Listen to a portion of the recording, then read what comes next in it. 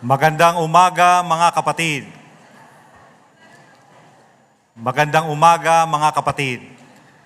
Magsisimula na ang ating pansirkitong asambleya sa pamamagitan ng musika. Ang musika ito ay bahagi ng programa ng asambleya. Kaya makinig ng tahimik sa mga awiting ito. Tutulong ito sa atin na mag-focus sa mga pahayag na mapapakinggan natin. Kaya pakisuyong humanap na kayo ng inyong mga maupuan.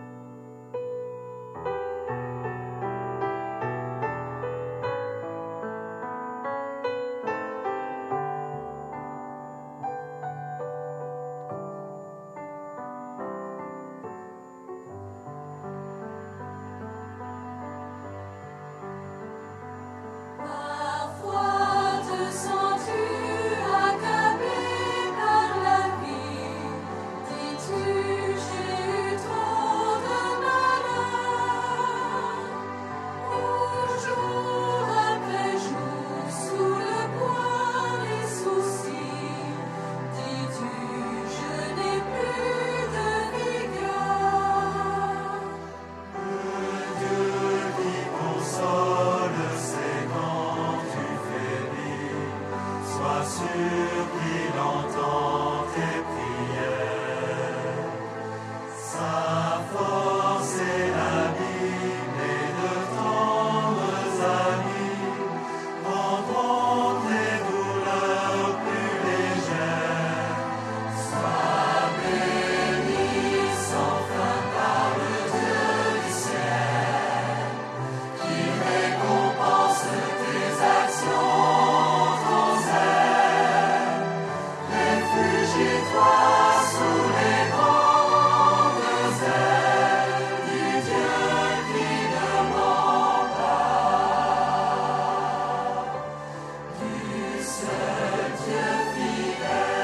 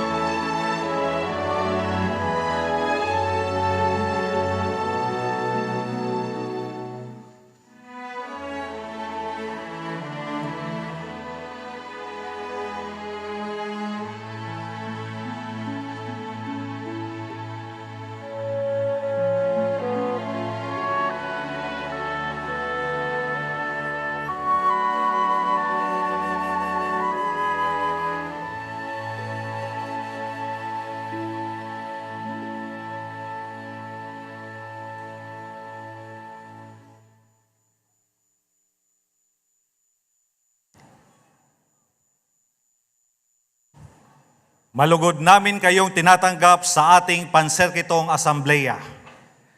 Nananabik tayong marinig ang nakapagpapatibay ng mga tagubilin at maranasan ang pagsamahan natin bilang magkakapatid.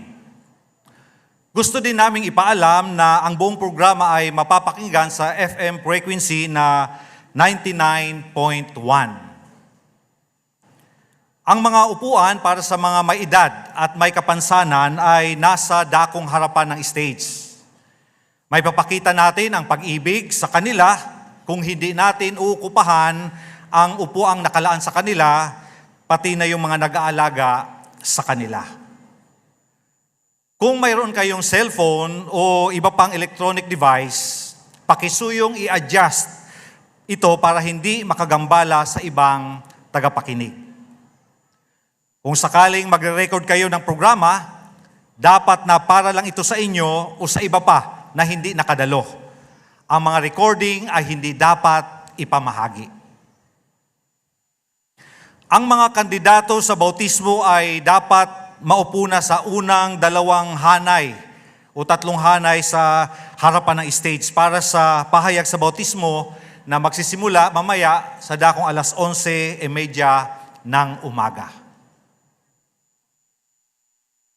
Ang tema ng asembleyang ito ay maghintay kay Jehovah ng may pananabik.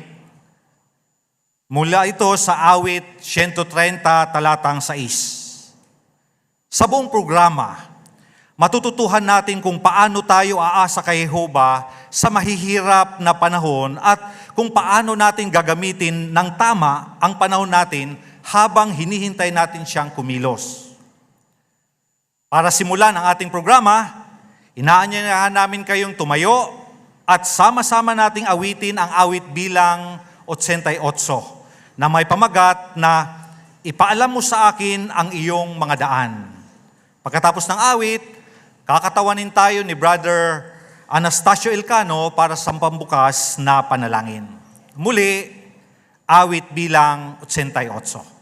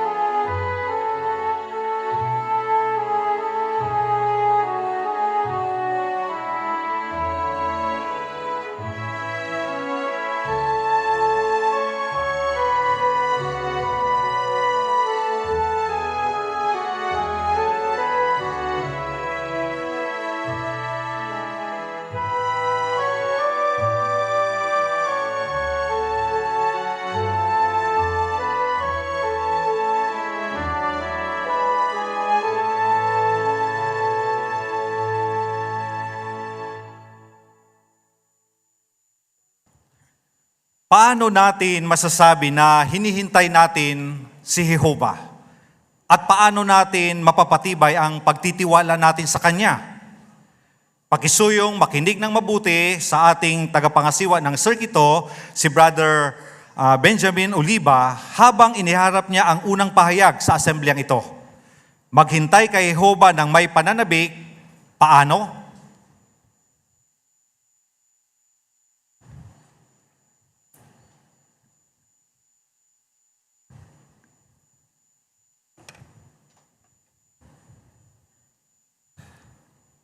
Gaano na kayo katagal na naghihintay 10 taon? 20 taon? 50 o higit pa?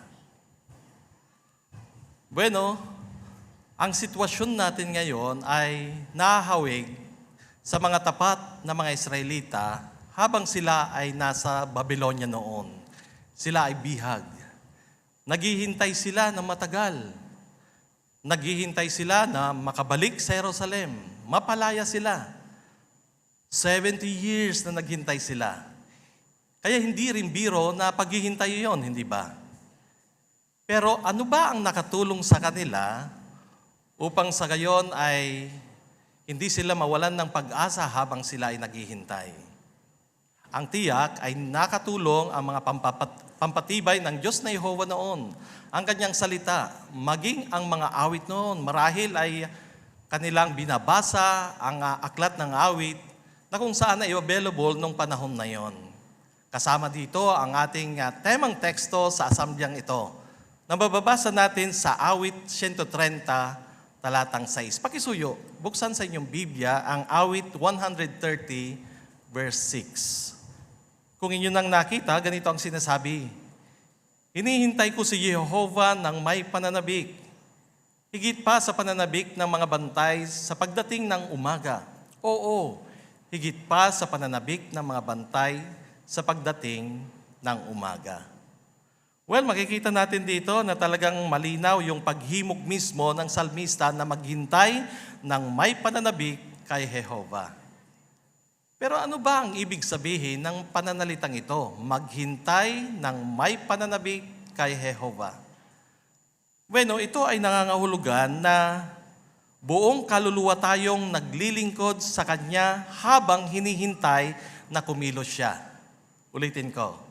Nangangahulugan ito na buong kaluluwa nating pinaglilingkuran siya habang hinihintay natin na kumilos siya. Ano bang pagkilos ang hinihintay natin sa Diyos na Yehova? Bueno, kasama na po dito yung mga tulong na kailangan natin ngayon. Hinihintay natin na tulungan tayo ng Diyos na Yehova sa mga personal na mga hamon sa buhay. Mga kinakaharap natin, bawat isa sa atin. Marahil ay hinihintay mo yung tulong ng Diyos na Yehova habang ikaw ay nagtatrabaho, gusto mong mapaglaanan ang pangangailangan ng iyong pamilya.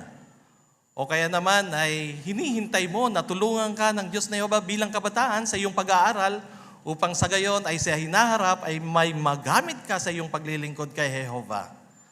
O kaya naman ay marahil hinihintay mong tulungan ka sa isang kahinaan na matagal mong pinagdadaanan. O kaya marahil hinihintay mong patuloy kang bigyan ng lakas ng Diyos na Yehova dahil sa pagkakasakit o kaya epekto ng pagsulong sa edad. Isa pa na pwede nating hintayin o kaya pagkilos na hinihintay natin sa Diyos na Yehova ay yung permanenteng solusyon sa mga problema natin ngayon.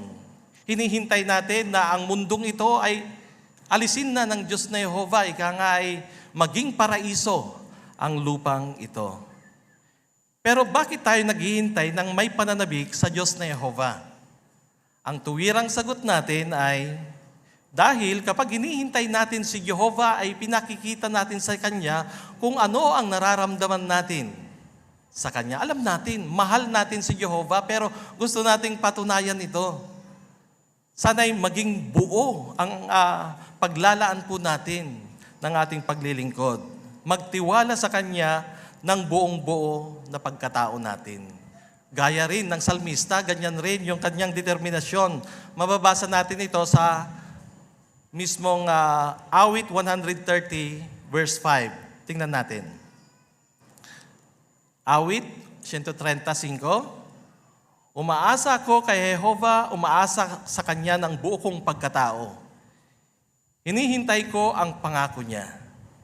Kaya makikita niyo po dito na talagang nananabik yung bantay na iyon.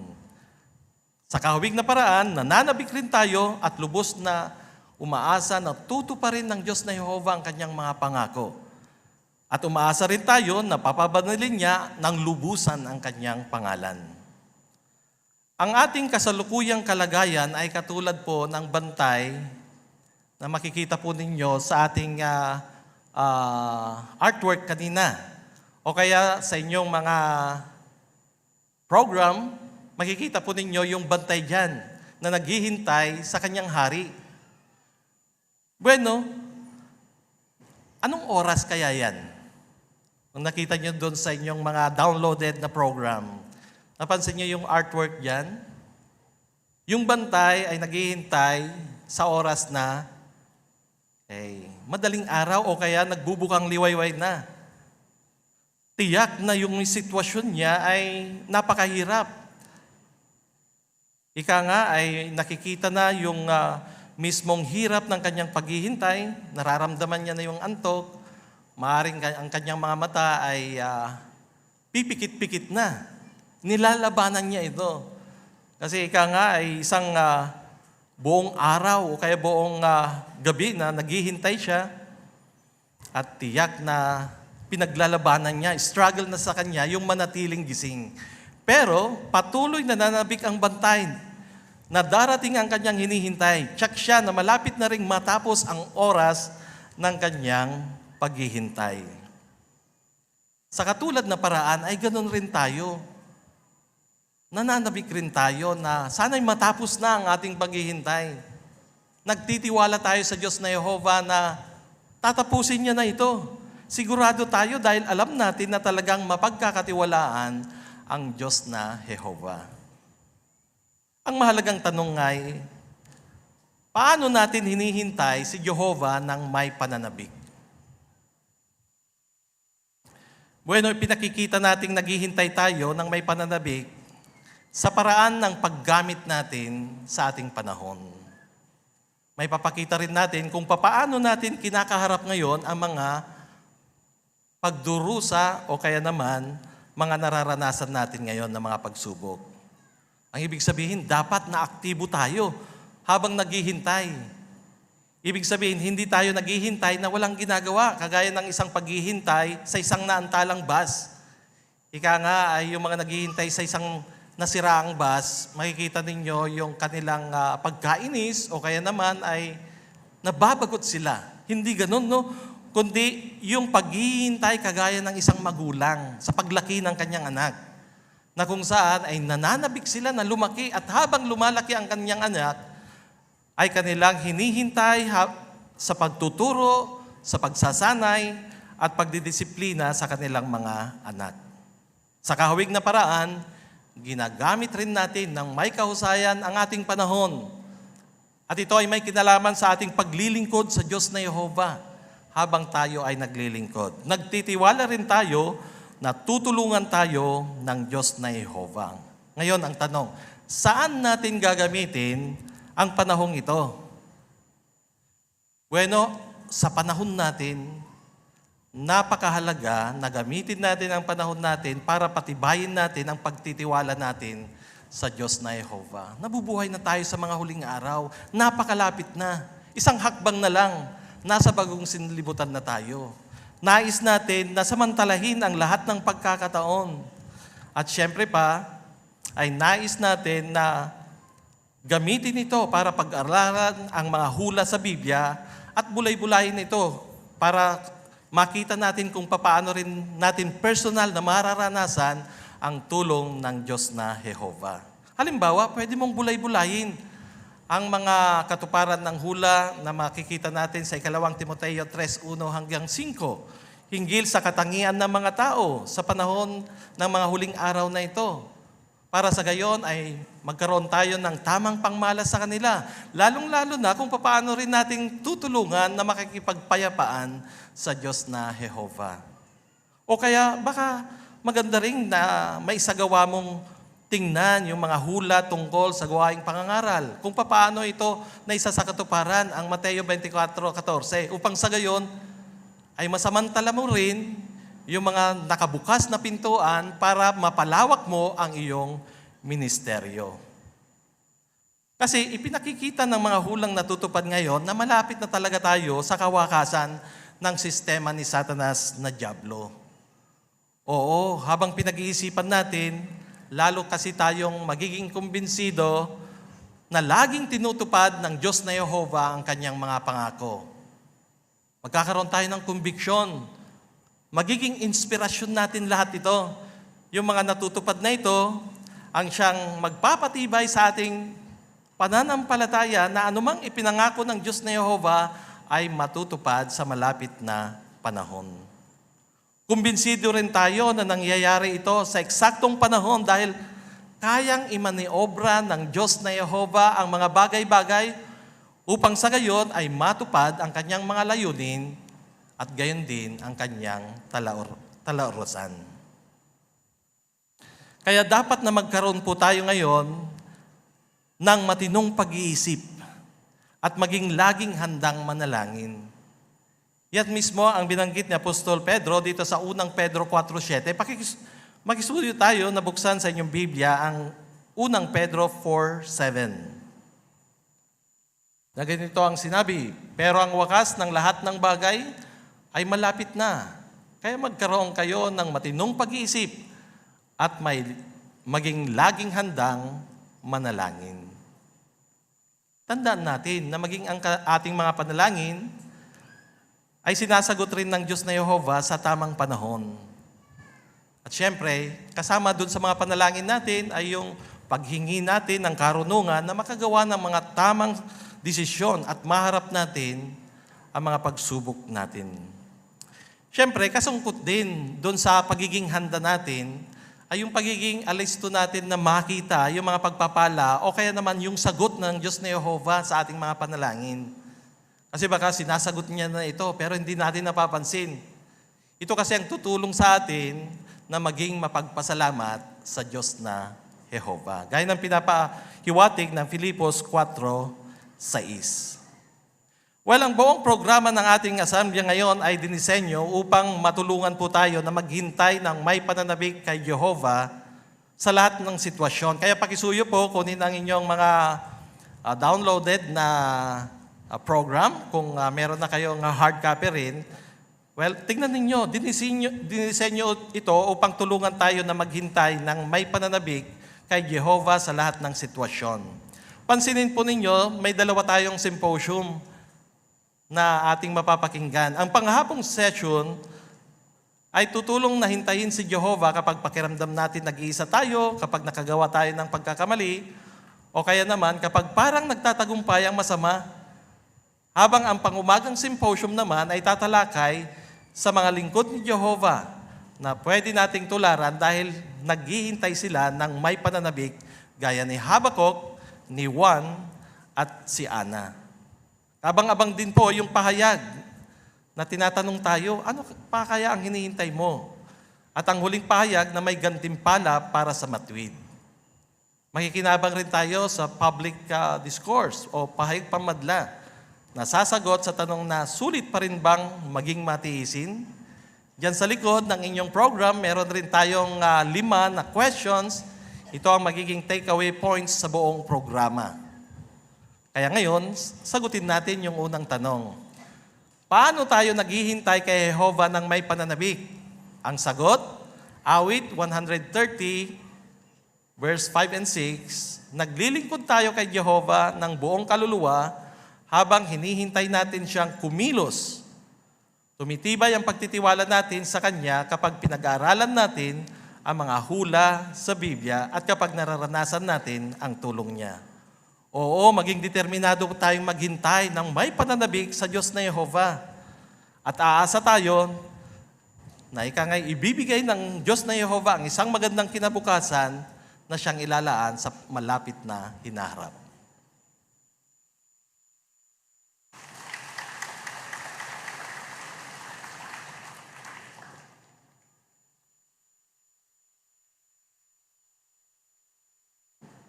Salamat, Brother Oliva.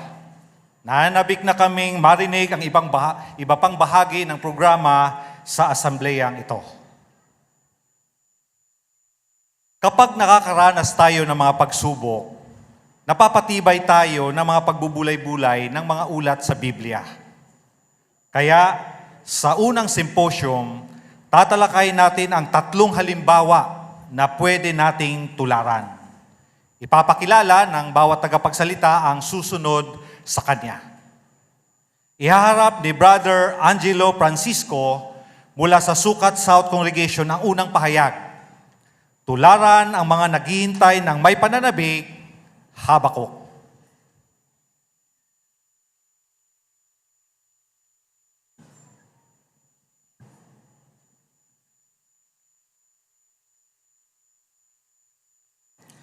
Kabalisahan, pag-uusig, at pagtanda.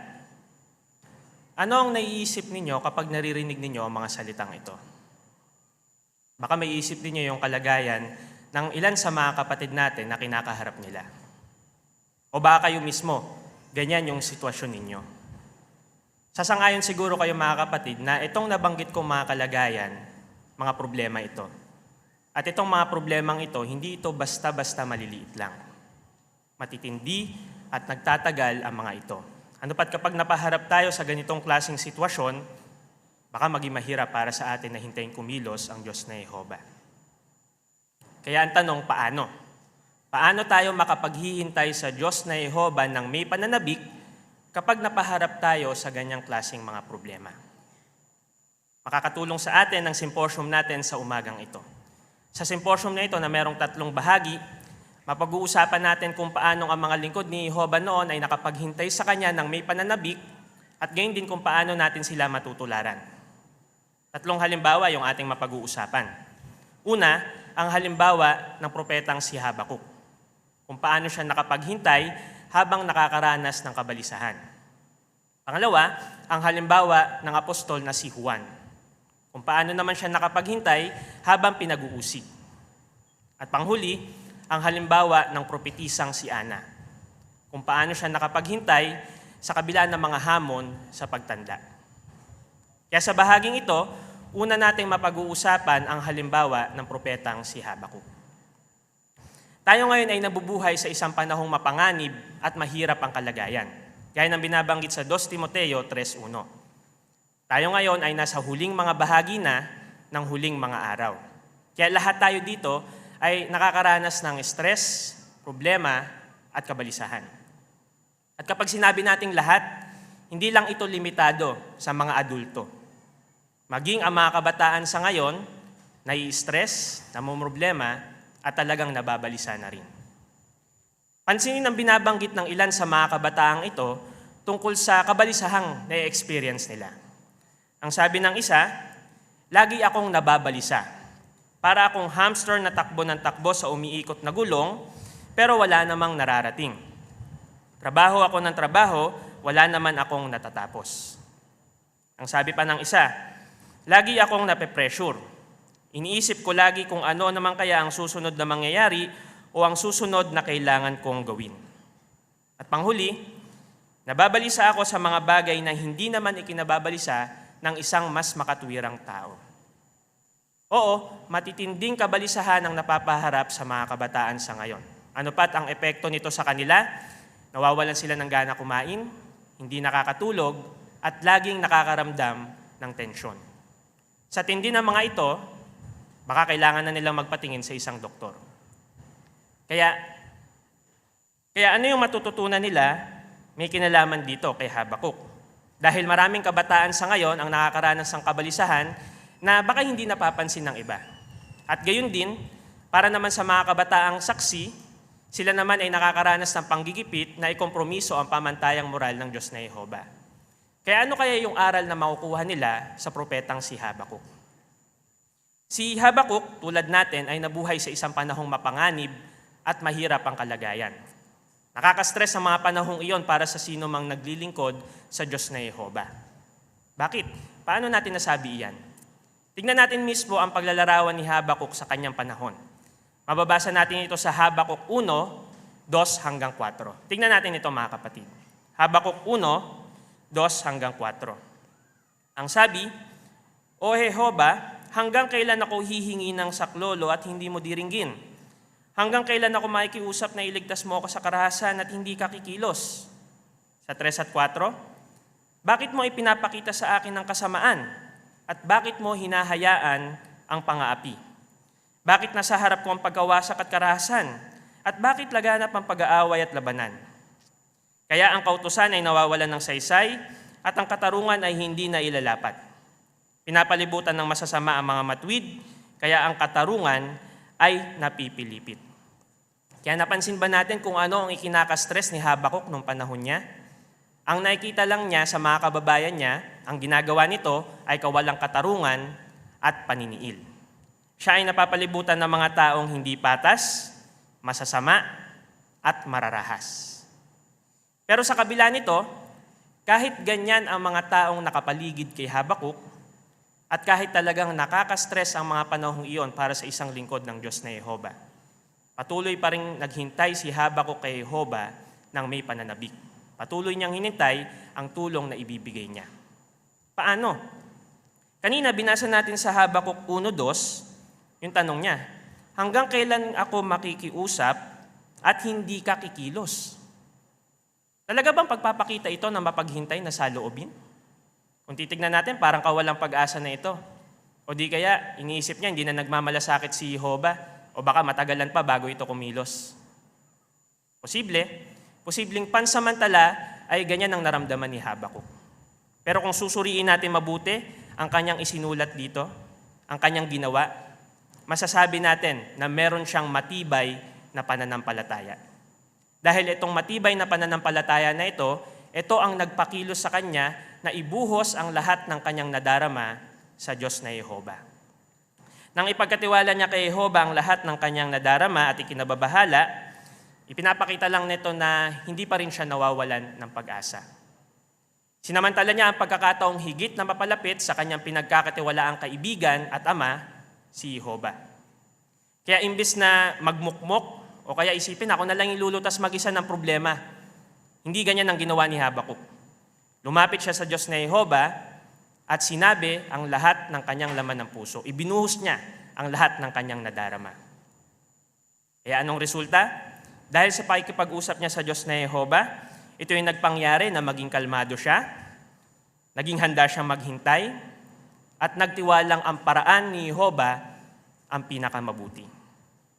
Matyaga pa rin siyang nagtiwala na sa pag-ibig at kabaitan ng Diyos na Yehova. Kaya para higit pang maaliw ang propeta, may biging tiniyak sa kanya ng Diyos na Yehova na masasagot din ang kanyang mga tanong.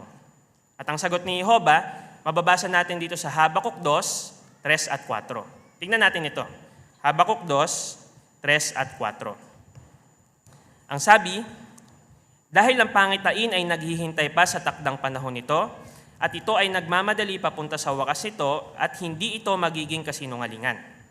Kahit nagtatagal ito, patuloy mo itong hintayin, dahil ito ay tiyak na magkakatotoo. Hindi ito maaantala. Tingnan mo ang mayabang, hindi matwid ang puso niya, pero ang matwid ay mabubuhay sa kanyang katapatan.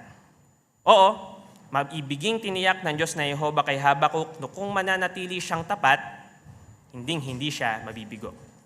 Ipinaalala niya sa propeta na merong takdang panahon para tuparin ang kanyang mga pangako. Kaya ang payo niya, maghintay ka lang dahil tiyak, hindi mo ito pagsisisihan. Kaya dahil sa pakikipag-usap sa mga salita na ito ng Diyos na Yehova, talagang napatibay ang pagtitiwala ni Habakuk sa kanya. At ito ang nagpangyari na kahit maigting ang kanyang panahon, talagang nakaramdam siya ng kasiyahan. Totoo ba ito mga kapatid? Talagang nakaramdam ng kasiyahan si Habakuk? Oo. Dahil kung titignan natin ang binabanggit ng Habakuk 3:17 hanggang 19, talagang dito niya inihayag ang kanyang saya. Basahin natin ito. Habakuk 3:17 hanggang 19. Ang sabi sa 17, hindi man mamulaklak ang puno ng igos at hindi man mamunga ang punong ubas, wala mang sumibol na bunga mula sa mga punong olibo, at walang anihing pagkain sa bukid. Kahit maglaho ang kawan sa kulungan, at walang mga baka sa mga kural, magbubunyi pa rin ako dahil kay Yehova. Magsasaya ako dahil sa Diyos na aking tagapagligtas. Ang kataas-taas ang Panginoong Yehova ang aking lakas, ang mga paa ko ay gagawin niyang gaya ng sa mga usa, at palalakarin niya ako sa matataas na lugar. Kaya naramdaman ba natin mga kapatid yung saya ng isulat ito ni Habakuk? Doon pa lang sa umpisa sinabi niya, Hindi man mawala ang mga problema ko, ang sabi doon, magsasaya ako dahil sa Diyos na aking tagapagligtas. Pinapakita lang nito na naaliw pa rin ang propeta kahit alam niyang posible pang magpatuloy ang kanyang pagdurusa ng ilan pang panahon. Kaya ngayon, para sa mga kabataan, paano ninyo pwedeng matularan ang napakagandang halimbawa na ito ni Habakuk? Mga kabataan, laging tandaan, ngayon pa lang, dapat ay patibayin na ninyo ang inyong pananampalataya. Dahil kung patitibayin nito ngayon pa lang, talagang maharap ninyo ang anumang kabalisahan sa buhay. Patibayin ang inyong pagtitiwala na talagang mahal ka ni Jehovah at na gusto kanyang tulungan. Nang magpabautismo ka na at gayon din mag-alay ka sa kanya, meron ka ng personal na kaugnayan sa kanya. At dahil dito, talagang kilalang-kilala ka na ng Diyos na Jehovah. Kaya pahalagahan ang kaugnayan mo na ito sa Diyos kung paanong ganyan din ang ginawang pagpapahalaga ng propetang si Habakuk. Kaya paano? Paano ninyo may papakita ang inyong pagpapahalaga at mapapatibay ang inyong pananampalataya? Meron 3 hakbang. Kaya ito po yung pag-usapan natin at pwede niyo po itong itala. Unang hakbang, manalangin sa Diyos na Jehovah at sabihin sa Kanya ang lahat ng iniisip at nadarama mo. Gaya ng binabanggit sa awit 68:2, ibuhos natin yung laman ng puso natin sa Diyos na Jehovah. Tungkol sa ating pananalangin, napakahalaga na maging specific tayo dito. Sabihin natin yung lahat ng ating nadarama, yung lahat ng ating ikinababahala. Kung may posibleng solusyon, hilingin kay Jehovah na magkaroon ka ng karunungan para makita ito at hilingin din sa Kanya na magkaroon ka ng lakas para magawa ito. Kung wala namang posibleng solusyon, hilingin sa Diyos na Jehovah na huwag ka nang masyadong mag-alala tungkol dito sa problema mo. Kapag mas specific yung ating mga panalangin, mas malinaw nating makikita kung paano ito sinasagot ng Diyos na Jehovah. At kapag hindi naman niya agad sinagot ang ating mga panalangin, huwag sumuko. Tandaan, gusto ng Diyos na Jehovah na bukod sa pagiging specific ng ating mga panalangin, gusto rin niya na patuloyan tayo sa paggawa nito. At habang mas inihahagis natin ang lahat ng ating alalahanin, ang lahat ng problema natin sa Kanya, huwag kalimutan samahan ito ng pasasalamat. Napakahalagang mag-focus pa rin tayo, hindi sa mga problema, kundi sa mga pagpapalang tinatamasa natin sa ngayon. Kaya yan yung pinakaunang hakbang, manalangin sa Diyos na Jehovah. Pangalawa, makinig sa patnubay ni Jehovah sa pamamagitan ng pagbabasa ng Biblia sa araw-araw. Gaya naman na binabanggit sa awit 1:1-3, kung babasahin natin ng kautusan ng Diyos ng pabulong araw at gabi, magiging gaya tayo ng isang puno na nakatabi o na nakatanim sa daluyan ng tubig. At talagang mamumunga tayo sa paggawa nito. Kanina, nabanggit natin na si Habakuk, sinamantala niya yung pagkakataong higit na mapalapit sa kanyang pinagkakatiwalaang kaibigan at ama, si Jehovah. Focus tayo dun sa salitang kaibigan, mga kapatid. Ganyan yung dapat na maging saloobin natin sa kaugnayan natin sa Diyos. Dapat natin siyang ituring bilang isang kaibigan. Best friend pa nga. At tayo dito, meron tayong kanya-kanyang mga kaibigan. Ito may kaibigan natin sa ating mga kongregasyon o baka dito mismo sa ating sirkito. At sa mga kaibigan natin ito, napakahalaga na meron tayong communication sa kanila.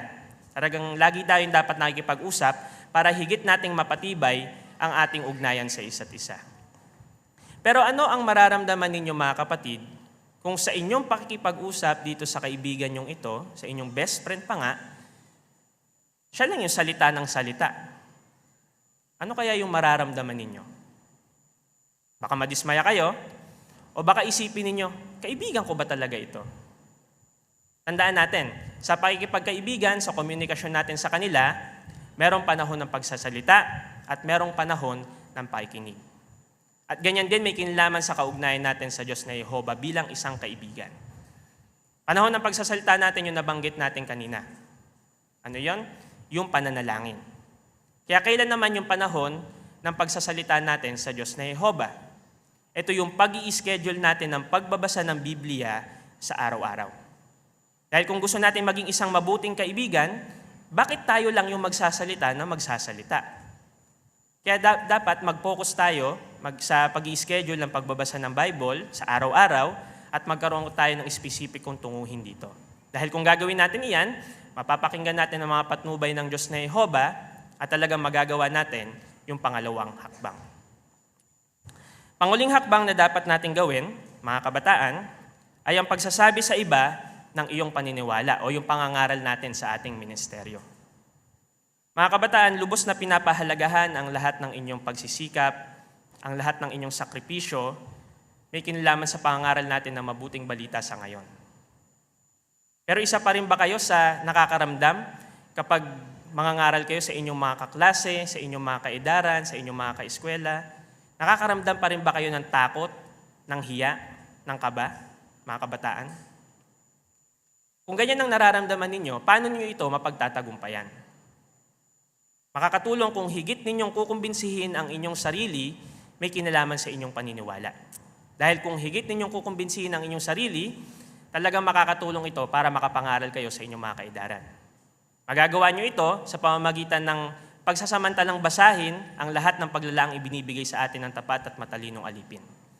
Kung higit ninyong kukumbinsihin ang inyong sarili, magkakaroon kayo ng lakas ng loob at gayon din ng pagiging handa para mangaral sa mga tao. At kung handa kayong mangaral at may lakas loob kayo sa mga tao, ito yung mag-uudyok sa inyo na ipangaral yung mabuting balita na inyong natutunan. At kung tinutulungan ninyo ang iba na makinabang din sa mga pangako ng Diyos na Jehova, talagang ito yung makakatulong para mapatibay ninyo ang inyong pananampalataya. Kaya yan yung tatlong hakbang na dapat nating gawin at ito yung makakatulong sa atin ngayon para matularan natin ang propetang si Habakuk. Kaya sa pagkakataon pong ito ay meron po tayong i-interviewin na isang bautisadong teenager na nakadama rin ng pagkabalisa at pag-aalala. Atin pong i-interviewin si Sister Patricia Hetchanova mula sa Sukat South Congregation. Okay, Sister Pat? Ilang taong ka na, Sister Pat? 19 years old po. Okay. Yung unang tanong natin, ano ang ikinababahala o ipinag-aalala mo? Bilang isang kabataan at estudyante po, marami po akong iniisip gaya po ng mga schoolwork. Pero dahil nga po si Mama may sakit at mahina, hindi po siya nakakapagtrabaho. Kaya yung kuya ko lang po yung nagkatrabaho para matustusan yung pang-araw-araw namin na gastusin. Kaya ano yung particular na ikinababahala o alalahanin mo tungkol dito? Kaya iniisip ko po kung paano matutustusan yung pinansyal na pangangailangan namin, yung pag-aaral ko at ang pagmiministeryo. Okay.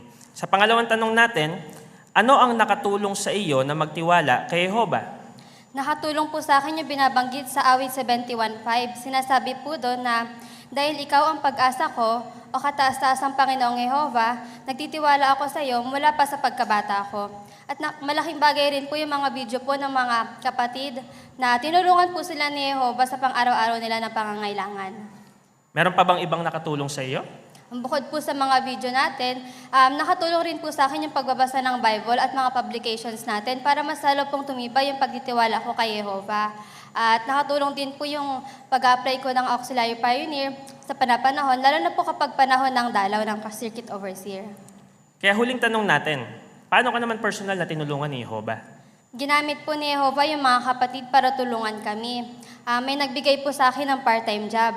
Kaya every Saturday po, lumalabas po ako sa larangan kasama si Mama at nag-RV din po kami pagkatapos kasama ng mga kapatid at nagre-letter writing din po. Kaya malaking bagay po yung part-time job ko at nakatulong po talaga yun para matustusan yung pangangailangan namin at ang pagministeryo. Kaya sa tulong po ng mga kapatid, nakita ko po yung ginamit po ni Jehova yung mga kapatid para tulungan kami. Okay, maraming salamat, Sister Patricia, sa halimbawa mo. Tunay na napatibay mo kami.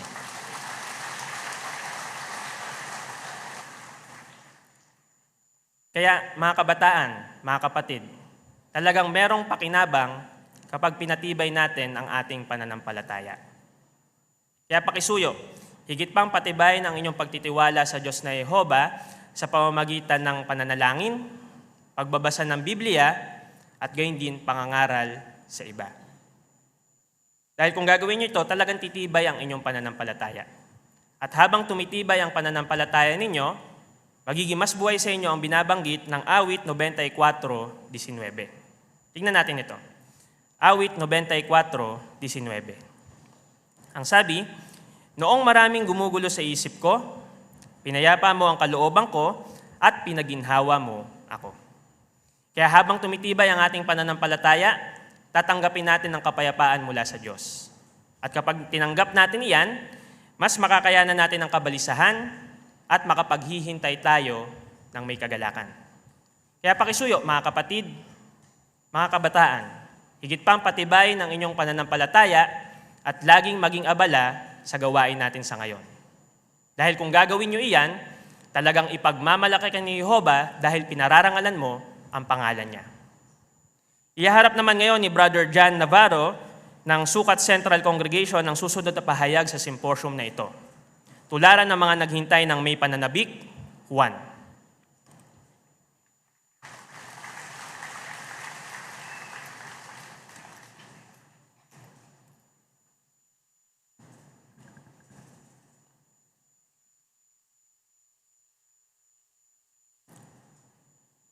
Ang pag-uusig ay maaring sumapit sa isang tao o grupo ng mga tao nang hindi inaasahan.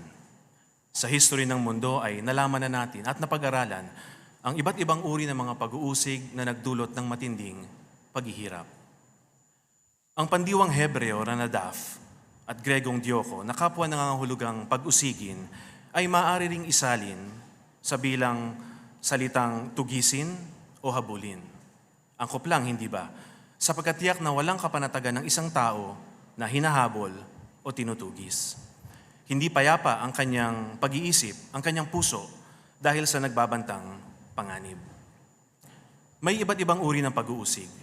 Maaring ang ilan ay nagsasangkot lang ng verbal na mga pang-aabuso, panunuya, pangiinsulto, o maaring may kasama na itong mga panggigipit sa kabuhayan, pinsala sa katawan, pagkabilanggo, puot, at sukdulan, kamatayan. Ngunit kadalasan, ang mga taong nagiging instrumento ng mga pag-uusig na ito ay pawang mga ahente lang ng mas makapangyarihan at di nakikitang balakyot na puwersang espiritu. Sa kabilang banda, tayong mga Kristiyano ay binalaan naman na dapat ding asahan ng pag-uusig. Basahin natin mga kapatid ang sinasabi ng 2 Timoteo Kabanatang 3, talatang 12. Ang sabi, ang totoo, pag-uusigin din ang lahat ng gustong mamuhay ng may makadiyos na debosyon bilang mga alagad ni Kristo Jesus. Kaya sa anumang paraan, ang pag-uusig upang mapagtagumpayan ay nangangailangan ng tibay ng loob at paniniwalang kayang malampasan ito sa pamamagitan ng pagtitiwala at pagtataglay ng matibay na pananampalataya. Kaya nga tayong mga Kristiyanong lingkod ng Diyos na Yehova ay lalo nang dapat maging handa sa mga pag-uusig. Mapapatibay tayong lahat ng magandang halimbawa ng apostol na si Juan, na sa loob ng 7 dekada ng kanyang paglilingkod ay dumanas ng matitinding pag-uusig. Maraming mga gandang pribileyo si Juan, pero may mga nangyari sa buhay niya na malamang ay hindi rin niya inaasahan. Hindi niya siguro inakalang mas magtatagal siya sa bilangguan kaysa sa kanyang ministeryo. Subalit sa kabila nun ay masaya pa rin si Juan at napanatili niya ang saloobing yun hanggang kamatayan. Ano kaya ang nakatulong sa kanya? Naghintay si Juan ng pagkilos ni Jehova habang tinitiis ang mga pag-uusig at kasabay nun ay pinag-ibayo niya ang kanyang paglilingkod sa kabila ng mga pagsalansang. Tunay na kahanga-hanga ang mental fortitude na ipinamalas ni Juan. Buong sigasig din siyang nagturo tungkol kay Jesus. Ano pat naging dahilan ito upang magalit at usigin ng mga Hudyong leader ang bagong tataglang noon na Kristiyanong kongregasyon. Galit sila na makita si Juan kasama si Pedro na nasa templo at nagtuturong si Jesus ang binuhay muli. Nang magsimula ng lumaganap ang mga pagpapatotoo mula Jerusalem hanggang sa pinakamalayong bahagi ng lupa, dito na sumidhi ang pag-uusig. Napilitan ang maraming mga Kristiyano na lisanin ang Jerusalem dahil sa matinding pag-uusig. Bagamat may mga ilang apostol at alagad ang sumama, subalit si Juan ay nanatili. Si Juan, ayon kay Pedro, ay waring haligi ng kongregasyon. At bilang miyembro ng lupong tagpamahala noon, sinugo niya sina Pablo at Bernabe sa kanilang misyon na mangaral sa mga bansa. Dahil sa pag-una nila sa kapakanan ng kaharian, sa kabila ng mga pag-uusig, nakaranas ang mga kongregasyon sa Samaria, Judea, Galilea ng isang yugto ng kapayapaan at habang namumuhay sila ng may takot sa Diyos na Jehova, tumanggap sila ng tulong mula sa banal na Espiritu na siya namang nagpalago ng kanilang bilang. Dito na ba natapos ang pag-uusig kay Juan dahil sa magandang sitwasyong ito? Tunay ngang hindi. Ano pat, naharap muli si Juan sa bagong pag-uusig. Sinimula naman na pagmalupitan ni Haring Herodes Agripa ang ilang Kristiyano at iniutos pang patayin ang kanyang kapatid na si Santiago. Posible na pinuntirya ni Herodes si Apostol Santiago dahil siya ay kilala bilang malapit kay Jesus at masigasig sa pangangaral. Ang ginawang ito ng duwag na si Herodes para mapanatili ang kanyang kapangyarihan ay hindi pa rin nakapigil sa paglaganap ng mabuting balita. Dahil sa sigasig ni Juan at ng ibang mga apostol na palaganapin ang katotohanan sa kabila ng dagok ng pag-uusig, mas dumami pa ang bilang ng mga nagiging Kristiyano. Subalit, eto na. Ito ang naging pasimula naman ng bagong pag-uusig sa kamay naman ng Romanong emperor na si Nero. Noong 64 CE, sinalanta ng isang malaking sunog ang Roma na sumira ng isang kapat ng lungsod o 1/4 of the city. Kumalat ang pag-uusapan na si Nero ang nasa likod nito. Subalit kanyang pinotektahan ang kanyang sarili at ibinintang ito sa mga Kristiyano. Ano ang naging resulta? Sinundan ito ng lansakang pag-aresto sa mga Kristiyano at maging yaong pinaghihinalaan lang na Kristiyano. Sila'y pinahirapan, pinagpapatay, ano pat ang ilan sa kanila ay sinunog sa harapan ng madla. Ang malaking daluyong na ito ng pag-uusig ay hindi na ngayon mula sa mga mananalansang noon gaya ng Hudyong leader, kundi mula na sa politikal na mga elementong determinado na lipulin ang kongregasyong Kristiyano. Ang lahat ng mga sinapit ni Juan ay dapat sanang nagpahina ng kanyang loob at determinasyon. Dahil sa kabila ng kanyang mga pagsisikap, kasama ng ilang apostol, patuloy pa rin ang bagyo ng pag-uusig at pagsalansang. Ngunit, ang pagiging abala niya sa ministeryo kasama ng mapaghintay na sa loobin kay Jehova, ang nagpangyaring makapanghawakan siya ng may katatagan. Kung babalikan natin mga kapatid, napakaalawan ng buhay niya sana. Maganda ang negosyo ng kanyang pamilya sa pangingisda. Pero ginamit niya ang buhay niya para tulungan ng iba na malaman ang katotohanan tungkol kay Jehova at kay Jesus. Kaya hindi naging madali ang buhay na pinili niya. Pinag-usig siya at nang matatapos na ang unang siglo nang siya'y matanda na, itinapon naman siya sa Patmos bilang bilanggo. Ganun pa man, hindi nito napigil ang ningas ng apoy ni Juan. Kahit nasa bilangguan, pangangaral pa rin tungkol kay Jesus ang kanyang ginawa. Kapakanan pa rin ng kanyang mga kapatid ang kanyang priority. Halimbawa, nang siya'y nasa isa ng Patmos, isinulat niya ang pagsisiwalat na natanggap niya at ipinadala niya ito sa kongregasyon para malaman nila kung ano na ang malapit na mangyari. Pagkatapos, nang makalaya siya sa Patmos, isinulat naman ni Juan ang kanyang ebanghelyo tungkol sa buhay at ministeryo ni Jesus. Sumulat din siya ng 3 liham para pasiglahin at patibayin ang kanyang mga kapatid. Saan man banggitin si Juan sa 3 sinoptiko na ulat ng ebanghelyo at maging sa sarili niyang mga lihim, lagi niyang ipinapakita ang masidhing pag-ibig at pagkamatapat kay Jesus at sa kanyang amang si Jehova. Kaya mga kapatid, papaano natin kaya matutularan ang napakagandang halimbawang ito ni Juan?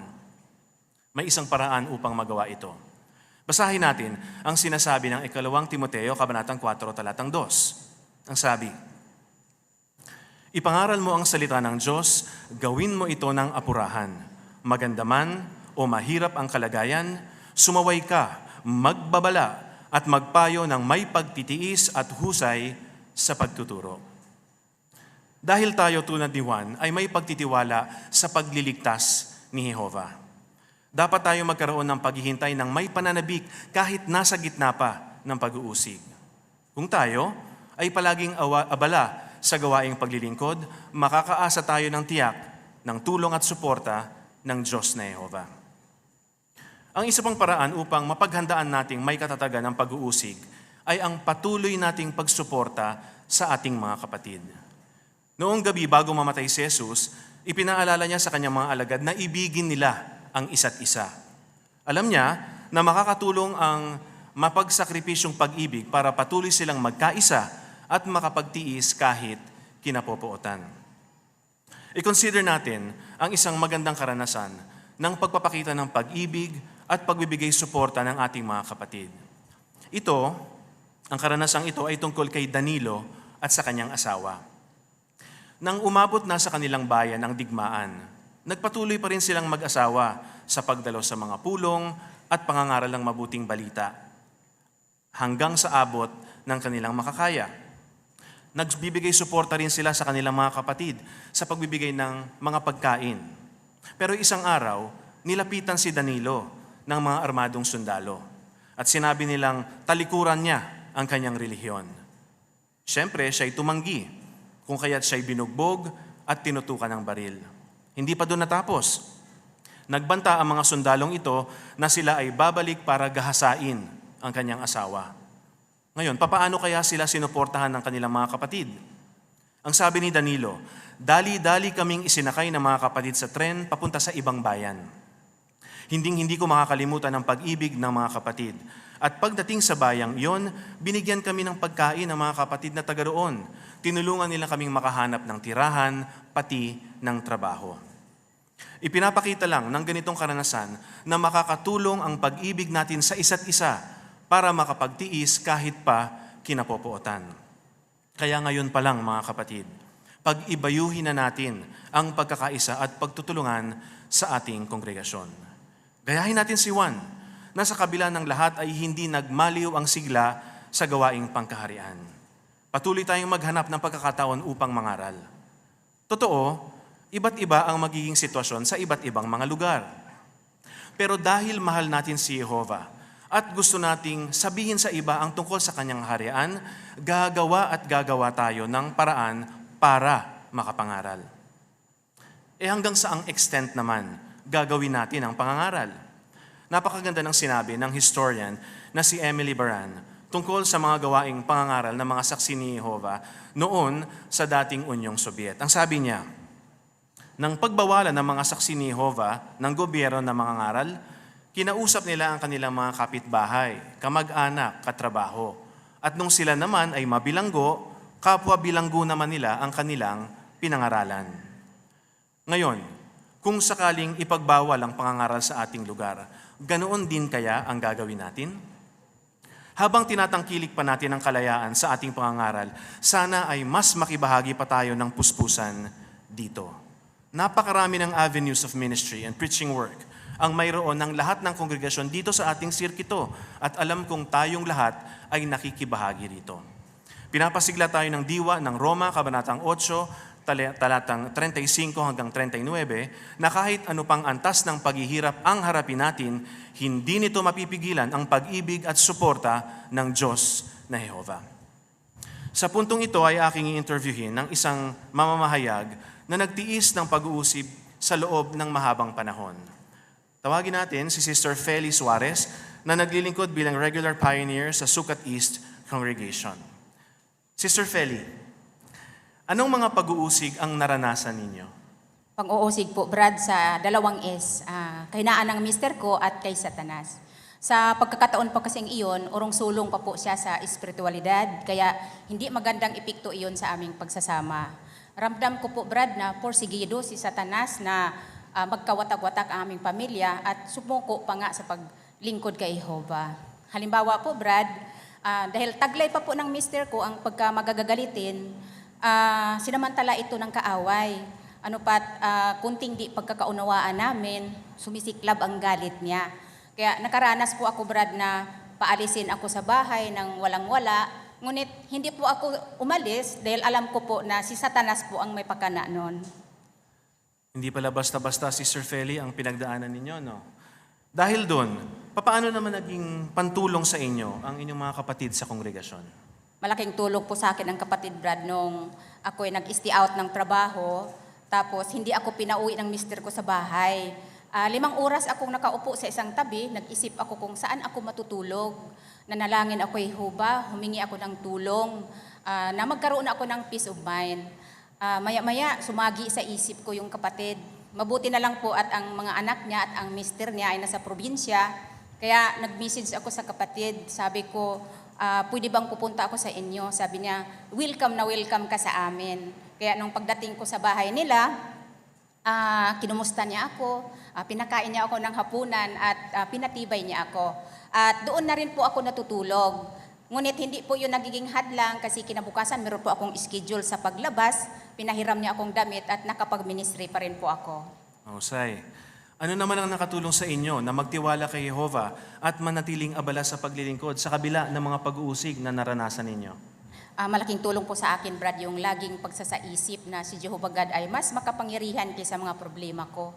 Sulit na sulit po yung paghihintay sa kanyang tapat na pag-ibig. Kaya naman po, totoong-totoo sa akin ang Santiago, Kabanata 1, talatang 2 at saka 4, na kapag may problema o pagsubok, huwag pong sumuko kasi tinitrain tayo nito. Kaya naman po, nang maglaon, masaya po ako kasi talaga nakita ko po na nagbago yung mister ko, iniwanan na po niya yung lumang personalidad at ipinagpasalamat ko diyon sa Diyos na Jehovah kasi ngayon po 6 years na po kong RP at gaya din po ng salaysay ng mister ko nung nakaraang convention, in-interview siya, RP na rin po siya at nahirang na rin po siyang elder sa aming kongregasyon at hanggang ngayon po, Brad, nandyan pa rin naman po kami sa aming munting tirahan habang naglalingkuran kay Jehovah. Maraming salamat, Sister Suarez, sa pagbabahagi mo sa amin ng inyong nakapagpatibay na karanasan. Ano ba ang pakinabang kung tayo'y naghihintay ng may pananabik kahit may pag-uusig? Hindi tayo nagiging kampante. Ang pagkapuot laban sa atin sa sanlibutan ito ay maaring sumiklab sa anumang panahon at sa alinmang dako. Ang kalayaang taglay natin ngayon ay maaring napakarupok lang na anumang oras o araw ay maaring bawiin sa atin. Kaya habang tayo tumitingin sa hinaharap, kailangan nating maging makatotohanan. Walang dahilan upang mag-isip na aatras o susuko ang dyablo. Kaya dapat tayong maging mapagbantay at kilalanin na tayo ay mayroong pakikipaglaban ng puspusan hanggang sa katapusan at ang pagtitiis ay siyang susi sa ating kaligtasan. Alam na alam ni Jehovah ang mga paghihirap na dinaranas ng kanyang tapat na mga lingkod ngayon. Pinatitibay tayong palagi ng tapat at matalinong aliping manatiling matatag. Kahit parang nagtatagal ang pag-uusig, pansamantala lang ito kung ikukumpara sa walang hanggang mga pagpapala na tatanggapin natin kung mananatili tayong tapat sa Diyos na Jehovah. Hari nawa mga kapatid, tularan natin ang apostol na si Juan na naghintay kay Jehovah ng may pananabik habang may pag-uusig. Dahil sa paggawa nun ay makakapagbigay tayong lahat ng sagot sa mga akusasyon ni Satanas at mapapasaya natin ng lubos ang puso ng Diyos na Jehovah. Ihaharap ngayon sa atin ni Brother Richard Borja ng Sukat East Congregation ang huling pahayag sa symposium na ito, tularan ang mga naghintay ng may pananabik, Ana.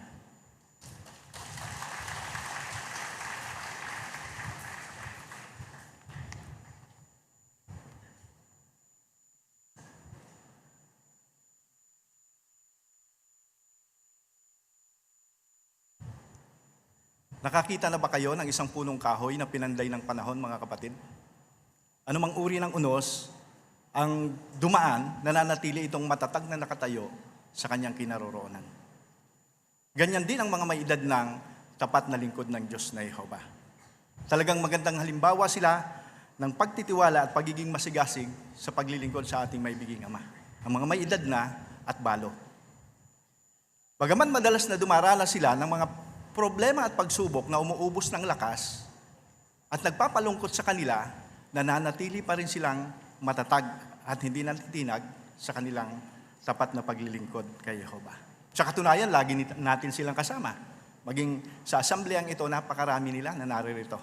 At tayo'y napatitibay ng mga kapatid na ito sa kabila ng mga pagbabagong nararanasan nila sa kanilang buhay. Sinabi ni Ernest na 70 taong gulang na, parami ng parami ang problemang nararanasan ko sa aking kalusugan. Ganyan din ba ang nadarama ninyo? Kapag nagkakaedad ka na at umihina na ang iyong katawan at ang iyong kalusugan, mauunawaan mo na ang sinasabi ng Ecclesiastes, Kabanata 12, talatang 1, kung saan ang pagtanda ay inilarawan bilang kapahapahamak na araw o panahon na puno ng problema. Hindi naman ito nangangahulugan na magiging miserable na ang buhay mo. Ang totoo, pwede pa rin itong maging makabuluhan habang maligaya kang naglilingkod kay Yehova. Mahal naming mga may edad na, hindi kayo nag-iisa sa pinagdadaanan ninyo. Naranasan din yan ang mga may edad ng tapat na lingkod ng Diyos na Yehova noon. Halimbawa, lumabo ang mata ni Ahias, gayon din si Isaac at Jacob, hanggang sa tuluyan na silang hindi makakita. Si Sarah ay nakadama na siya'y lipas na. Si David ay hindi na makadama ng init. Samantalang ang mayamang si Barsilay ay nawala ng panlasa at hindi na makarinig ng musika. Si Abraham at si Noemi ay parehong namatayan ang kanilang mga asawa. Subalit sa pagkakataong ito ay nais natin bigyang pansin ang halimbawa ng propetesang si Ana. Paano kaya makakatulong sa mga may edad na ang halimbawa ng propetesang si Ana na patuloy na hintayin si Jehova? Si Ana ay naghintay kay Jehova ng may pananabik kahit may edad na siya at maraming pagsubok at problemang nararanasan. Nabalo si Ana sa loob lamang ng 7 taon ng kanyang buhay may asawa. Magkagayon man, si Ana ay laging naroon sa templo. Ang totoo, mula sa umagang paglilingkod hanggang sa panggabing paglilingkod, si Ana ay naroon lagi sa templo. Ano ang resulta? Pinagpala si Ana. Ang totoo, siya ay nagkapribilehiyo na makita ang batang si Jesus at makapagpatotoo tungkol dito. Ayon sa ulat, si Ana ay 84 anyos. Pero nananatili siyang tapat na naglilingkod sa Diyos na Yehova. Pakisuyo mga kapatid, tingnan natin ang halimbawa niya na iniulat sa aklat ng Lucas, Kabanata 2, talatang 36 hanggang 38. Pakisuyong subaybayan ninyo ako sa pagbabasa nito.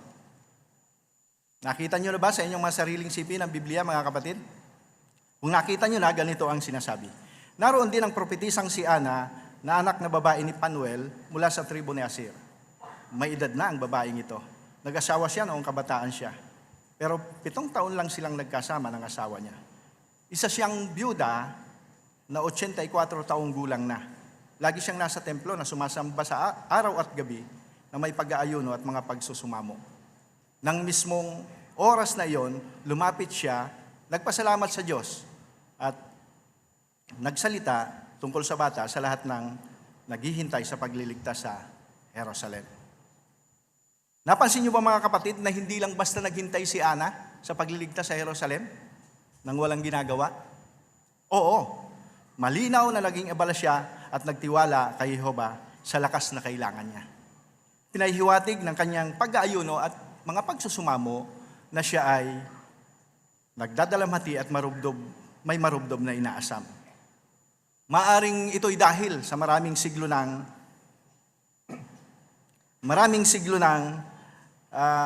problema na nararanasan ng bansang Hudyo, sapagkat noong panahong yon ay naapektuhan maging ang mga paglilingkod na ginagawa ng mga saserdote sa templo.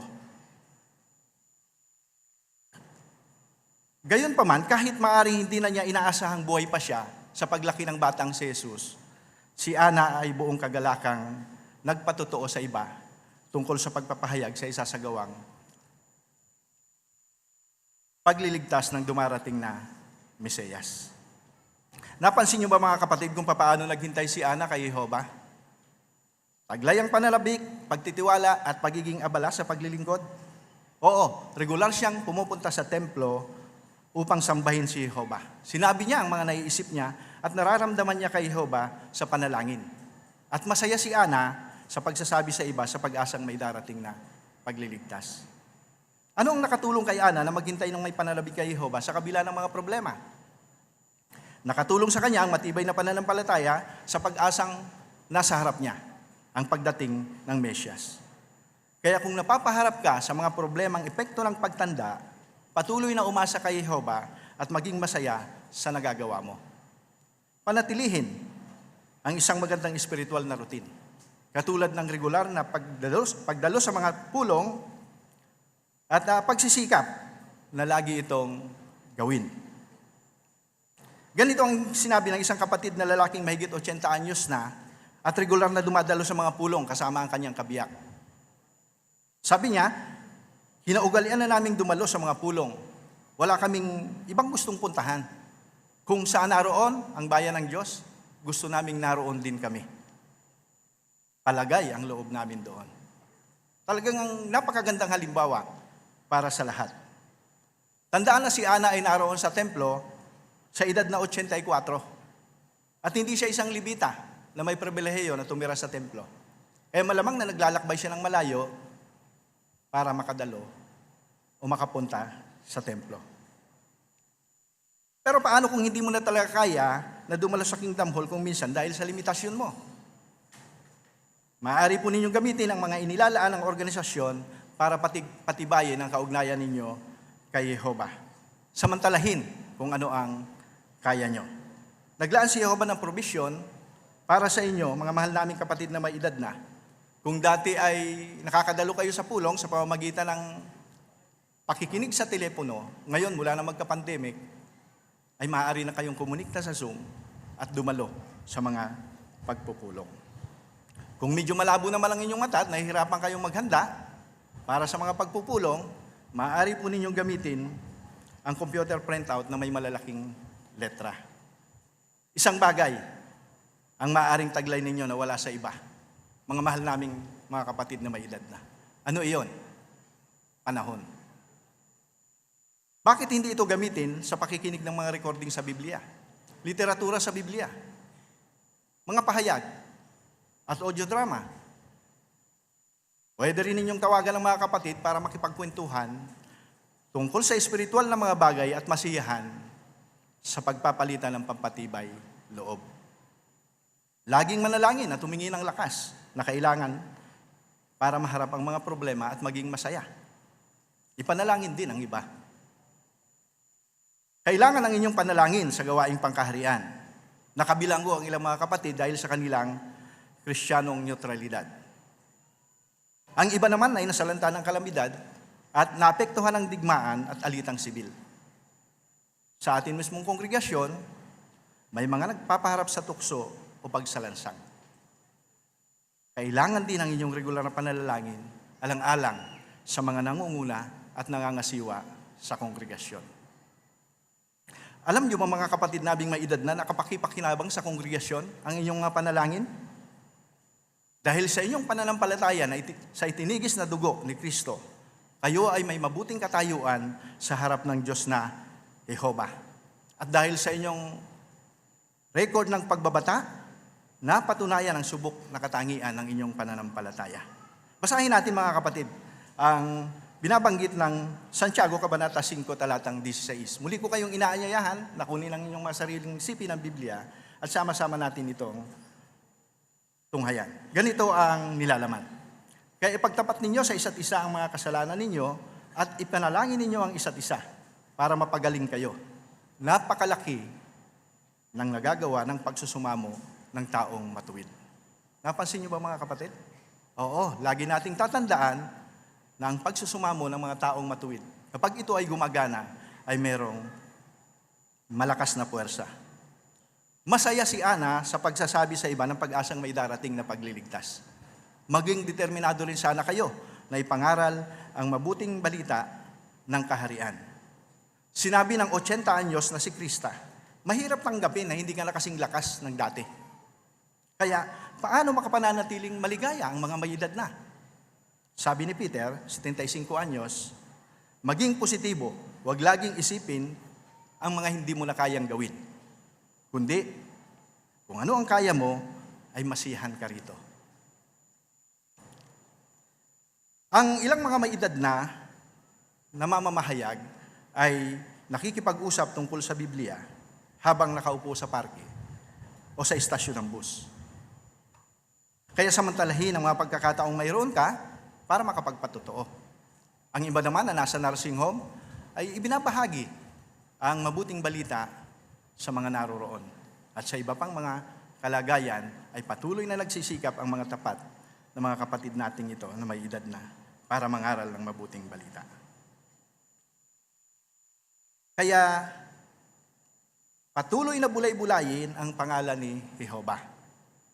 Tandaan, kilala ni Jehovah ang mga palaisip sa kanyang pangalan at alam niya na lubha silang naiiba kaysa sa karamihan ng sangkatauhang ito na hindi nagbibigay pansin sa kanyang mga daan.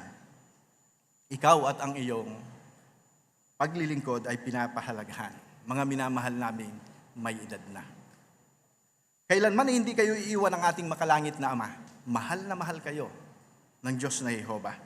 Hindi magtatagal, madaragdagan ng edad natin pero hindi na tayo mahihirapan o daranas ng kapahapahamak na mga araw.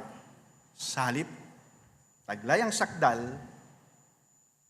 na kalakasan at kalusugan, patuloy nating paglilingkuran ang ating makalangit na Ama, ang Diyos na Jehovah. Sa pagkakataong ito mga kapatid, ay interviewin natin o kapanayamin natin ang isang may edad ng mamamahayag na matagal ng bautisado. Tawagin natin si Sister Dalisa Jacinto, isa siyang regular pioneer sa Sukat East Congregation.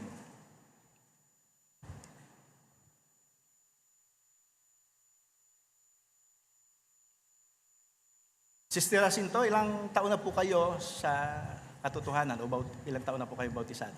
Nabautismohan po ako noong 1984. So mga 40 anyos na po. Kumusta naman po sa inyong pioneering? Ilang taon na po kayong... More or less po nasa 17 anyos na rin po akong RP. Napakahusay, ano po? Sa kalagayan niyo po, Sister Dali, ano ang mga hamon na nakakaharap o napapaharap sa inyo? Marami po, Brad. Kung isa-isahin ko sa inyo, medyo mapahaba. Tatatluhin na lang po natin. Iklian nyo na lang po. Ang unang-una po ay yung pagbagal ng kilos na hindi ko nadadati na nagagawa nung ako'y nasa kabataan pa. Ang pangalawa ay yung nakakaranas ng kalungkutan kasi sa may sumusulong ang edad, minsan madalas nag-iisa.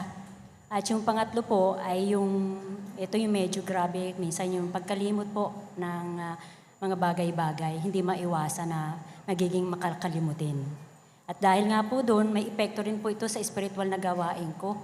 Dahil sa may mga bagay na nilimutan ka, hindi mo nagagawa ito, nakakapagdulot po ito ng matinding kalungkutan o siphayo pagka yung performance level mo bilang pioneer ay naapektuhan.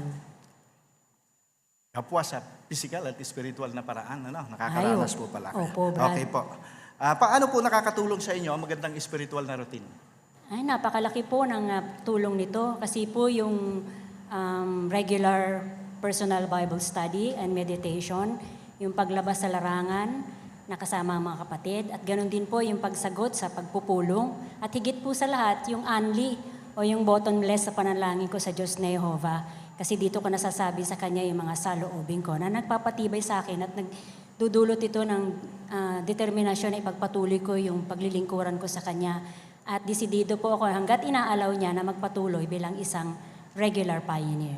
May iba pa po bang nakatulong sa inyo bukod sa mga nabanggit nyo na? Maliban pa po doon, yung patuloy na masayang pag-a-assist sa akin ng mga kapatid na tumutulong din sa akin na maging masaya ako, ay pagpatuloy yung paglilingkuran ko kasi nandyan sila lagi para suportahan ka o tulungan ka nila. Paano naman po kayo personal na tinulungan ng Diyos na Jehovah? Napakalaki po ng tulong ng Diyos na Jehovah kasi yung pong determinasyon ko na maging malapit sa Kanya, wasto yung takbo ng kaisipan ko ayon sa kaisipan niya ay pinagsikapan ko pong maabuti yun. At ganun din po, yung isa pa, yung nagkaroon ako ng malalim na tiwala at paggalang sa Diyos na Jehovah. Kasi parang nandyan lang siya sa tabi ko ba, Brad? At na kinakausap niya ako na sinabi niya nga sa Isaiah 41:10, kung di po ako nagkakamali, sabi niya, huwag kang matakot dahil kasama mo ko. Huwag kang mag-alala dahil ako ang Diyos mo. Ang aking kanang kamay ng katwiran ang aalalay sa akin. Kaya po Brad, yung desisyon ko na determinasyon ko na maging regular pioneer hanggat inaalaw ng Diyos na Jehovah ay may buong pananabik kong hihintayin siya hanggang sumapit yung araw na itinakda niya. Maraming salamat po, Sister Dalisa Jacinto. Salamat din po.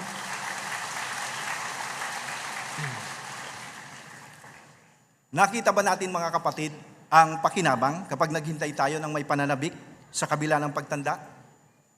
Tiyak iyon, sapagkat ginagarantiyahan ni Jehovah na ang inyong investment, wika nga, o ang inyong tapat na paglilingkod dahil sa kanyang pangalan ay susuklian niya ng kanyang tapat na pag-ibig at hindi niya ito kailanman kalilimutan. Yan ang diwa ng Hebreo, Kabanata 6, talatang 10. Mahal na mahal kayo ni Jehovah, mga tapat naming mga may edad na, o mga tapat na lingkod niya na may edad na. Nangangako si Jehovah na aalalayan niya kayo kung patuloy kayong tapat na maglilingkod sa Kanya. Yan naman ang sinabi niya sa aklat ng Isayas, Kabanata 46, talatang 4. Kaya sa tulong ni Jehovah, makapananatili kang tapat habang hinihintay mo ang pangako niyang bagong sanlibutan. Tinulungan tayo ng symposium na ito na makita kung paano natin matyagang hihintayin si Jehovah sa may hirap na panahon sa pamamagitan ng pagtulad kina Propeta Habakuk, Apostol Juan at Propetisang si Ana. Tanong, paano natin hihintayin ang may pananabik si Jehovah sa may hirap na panahon? Ang sagot ay nasa inyo pong mga programa sa likod nito. Ano po? Pakisuyo, pakikuha ninyo ang inyong mga programa at tingnan natin kung ano ang sagot. Kung nakita nyo na, ang sagot ay nasa Habakuk, Kabanata 2, talatang 3 at 4, Ikalawang Timoteo, Kabanata 4, talatang 2, at Lucas, Kabanata 2, talatang 36 hanggang 38. Pinasisigla tayo mga kapatid na panatilihin ang espiritual na routine. Katulad ng regular na pagdalo sa lahat ng pagpupulong at regular na pananalangin, gayon din naman ang paglilingkod sa ating maibiging Ama, ang Diyos na Jehovah. Habang hinihintay ang napipintong wakas ng sistemang ito ng mga bagay. Kaya bata man o maedad, pwede tayong magkaroon ng matibay na pananampalataya, manatiling abala sa ating pagsamba at umasa sa tulong ng Diyos na Jehovah. Nakita at pinahalagahan ni Jehovah ang paghihintay ni Habakuk, Juan at Ana. Makapagtitiwala ka na sagana ka ring gagantimpalaan kung tutularan mo ang halimbawa nila.